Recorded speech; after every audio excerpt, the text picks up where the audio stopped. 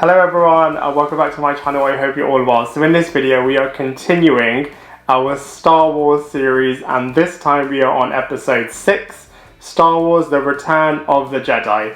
Now it's a really mixed one with The Return of the Jedi, as some bits were incredibly epic, incredibly awesome, such as the Darth Vader, Luke Skywalker and Emperor scenes, but some bits were either really random, such as the Ewoks, or just real missed opportunities, such as doing more with Yoda, such as doing more with kind of Leia kind of being one of the Skywalker kids and kind of being part of the Force and all of that sort of stuff, and also not having more scenes of a kind of tension basis with Lando and Harrison Ford's character of Han Solo. So, you know, a bit of a mixed bag. Some bits are really, really cool, some bits are either really random or a bit of a missed opportunity, and I will break down all of those in this movie review for Star Wars The Return of the Jedi.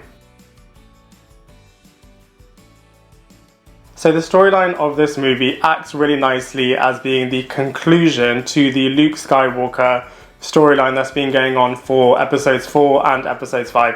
Obviously it's re-explored in the sequel trilogy, but as far as the original trilogy goes, episode 6 is a nice completion to the Luke Skywalker storyline in terms of testing him a bit further and kind of putting his Jedi Master side to the test as well, and also has nice throwbacks to episode 4 and episode 5. So for example, like with episode 4, there is a situation where they have to destroy a Death Star, so that's a very nice throwback to episode 4, and a nice throwback to episode 5 as well in terms of the Luke Skywalker and Darth Vader's relationship is kind of tested and explored further as well. So it's a really nice continuation and concluding film, and really nice in terms of the different story arcs and story acts within the film as well. So let's review them one by one. So in terms of Act 1 is really powerful as it resolves the cliffhanger that happened at the end of Empire Strikes Back, whereby Han Solo is frozen in carbonite and is now in the possession of Jabba the Hutt. So the rebels have to regroup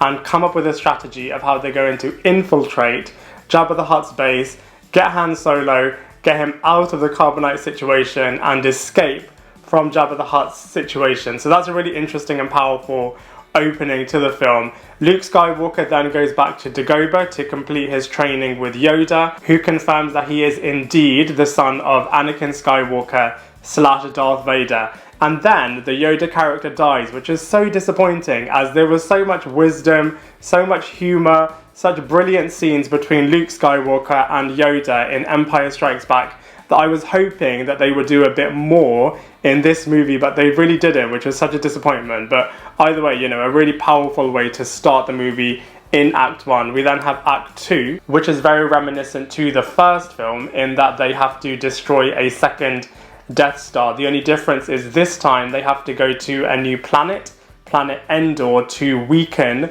the shield that is protecting the Death Star. And it's in Planet Endor that we are introduced to the Ewok characters, which is a whole interesting brand new race, and the Ewoks play both friends and foes to the rebels in their fight against the Empire. We then have the third act, which in my opinion is the best act because it's kind of resolving the problem about whether or not the rebels can destroy the Death Star, and in particular has the epic battle between Darth Vader and Luke Skywalker, and also has the Emperor in here as well, who's kind of like the mastermind behind the whole thing, and kind of really tests the family dynamic between father and son, Darth Vader / Anakin Skywalker and Luke Skywalker, and the brilliant scenes that kind of happen between these three characters, and also really tests whether or not Luke Skywalker will go over to the dark side or whether he will stay on the light side. So all of this different tension, all the different relationships, all of the different power struggles, all of these different three characters just kind of interacting and kind of having a very explosive finale to this episode 6 just makes it such a really, really cool ending, and is definitely the best part of the movie. So the characters and actors in this movie do a really, really good job. You know, this is the third movie that we're with these group of characters. You kind of feel like you know them, you've kind of grown up with them, and you're kind of in the situation with them, which is really, really cool. So let's go through them one by one. So Luke Skywalker, played by Mark Hamill, is really, really cool in this film. You know, I gave him a really hard time in the first film, as I wasn't a fan of this character at all. But in this film, you know, he's really matured. You can kind of see the growth that he's had over the last 3 movies with this character. In this film, you can kind of see the Jedi Master side of this character as well, with his green lightsaber, and his scenes with Darth Vader / Anakin Skywalker are absolutely brilliant. I really love the father-son scenes, in particular, you know, where the Emperor is electrocuting Luke and he's screaming out, crying out for his dad, kind of really testing the Anakin Skywalker side of the Darth Vader character, screaming out for him. Incredibly emotional, incredibly powerful. So I just feel like, you know, the Luke Skywalker character went on a brilliant arc throughout all of the 3 movies, and in particular in this one. Han Solo, played by Harrison Ford, you know, did a good job, is a great contributor to the Rebels, a great force to be reckoned with, no pun intended, in the film as well. I was just a little bit disappointed, I just feel like there wasn't that much character growth in the film, especially when compared to Luke Skywalker. I thought he was absolutely hilarious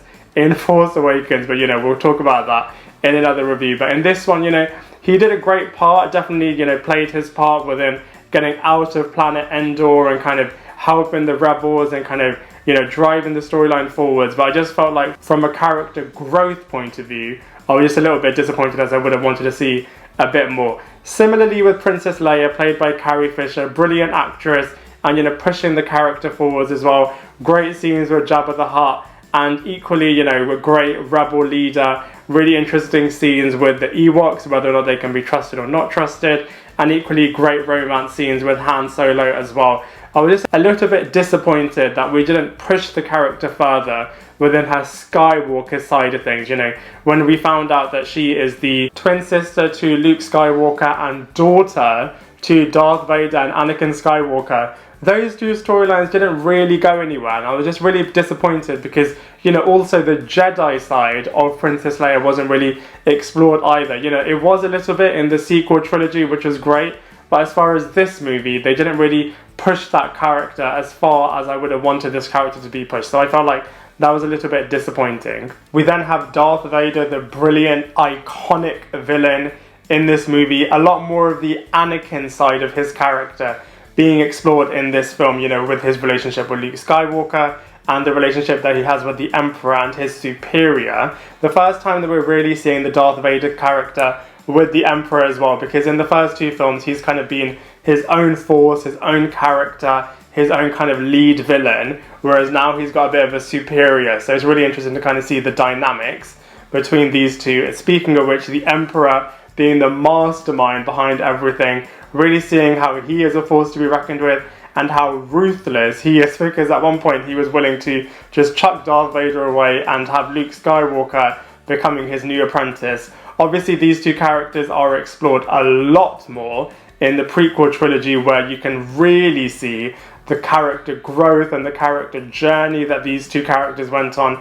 In particular, brilliant portrayals in the prequel trilogy by these 2 actors, and really setting everything up for finding out more about these 2 characters, more about their relationship, seeing how Obi-Wan is part of that relationship as well in the prequel trilogy. We then have C-3PO, who is as funny as always, and his relationship with the Ewoks is hilarious as well. We have R2-D2, who is a very brave druid, and that character as well is explored a lot more in the prequel trilogy, which is really, really cool as well. We have Chewbacca, who is a very loyal friend to Han Solo. Great scenes when he kind of gets reunited with Han Solo after he is unfrozen from carbonite, so that was really, really cool. We have Yoda here as well, but like I said before, it's a bit disappointing that we didn't see more of the humorous, more of the wise side of this character like we did in Empire Strikes Back, which is a bit of a shame, but you know, at least we saw something in this film as well. And then finally we have the Obi-Wan character, who is kind of pushing Luke to have his confrontation with Darth Vader, obviously something that he started in the prequel trilogy as well. So I just feel like Return of the Jedi just set up a lot of things that is then going to be resolved when you go back to the past to find out more about how all of these characters kind of became all of the characters that you see in the original trilogy from the prequel trilogy. From a visuals point of view, it's really interesting, as some scenes don't hold up as well when you compare them to modern day films, but you know, that being said, it has got a remastered edition, which looks really, really cool. And in terms of the original trilogy, it's definitely the best one in terms of episodes 4, 5, and 6. If you compare it to the sequel trilogy and the prequel trilogy, it doesn't look as good. But that being said, you know, the lightsaber battles in Return of the Jedi look really, really cool, really, really iconic over there. The opening sequence with Jabba the Hutt and that fight looks really, really impressive. And the speeder bikes look really, really impressive on Planet Endor as well. So the visuals are really interesting. In some respects, it looks really, really cool. In other respects, it hasn't really held up that well. But overall, you know, if you watch the remastered edition, then you'll see that episode 6 looks pretty decent. In terms of comparisons, I feel like Return of the Jedi is a brilliant entry within the Star Wars franchise of movies. I feel like it's way better than Star Wars A New Hope. Probably not as good as Empire Strikes Back, so I feel like Return of the Jedi is definitely slap bang in the middle in terms of the original trilogy. In terms of the prequel trilogy, I'm actually a really big fan of the prequel trilogy because I'm a massive fan of Anakin Skywalker and Obi-Wan Kenobi, who I felt were brilliantly portrayed by Hayden Christensen and Ewan McGregor. So I just feel like, you know, in terms of comparing episode 3 with episode 6, episode 3 is just my favourite Star Wars movie ever. So I feel like Star Wars episode 3 is better than Star Wars episode 6. But, you know, that doesn't take away from the fact that Return of the Jedi is a great Star Wars entry and is definitely one to watch if you haven't seen it already. So overall, I really enjoyed Star Wars Episode 6, Return of the Jedi. It had great storylines, great characters, and a great conclusion to the original trilogy. And it just really set up some moments for them having a prequel trilogy. So from that point of view, I feel like it worked really, really well. You know, some of the visuals could have been better, and I feel like some of the moments in this film were a bit boring as well. So for all of those combined reasons, I'm going to give Star Wars Episode 6, Return of the Jedi, a solid 6.5 out of 10. I'd love to hear what you think, so please let me know in the comment section below. Otherwise, I look forward to seeing you in my next video.